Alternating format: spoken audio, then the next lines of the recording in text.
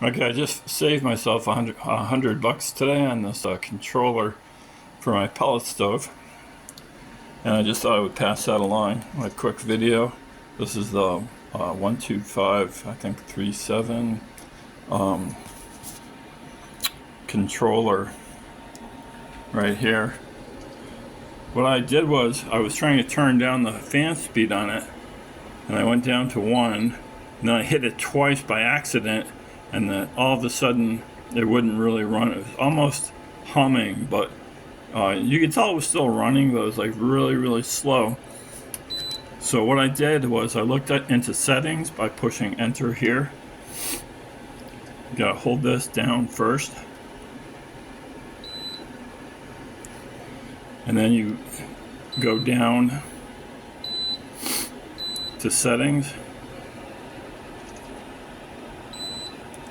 It's like one of the last settings below diagnostic. I think it's one more below diagnostic. And it says restore default settings. When you find that, then you hit enter.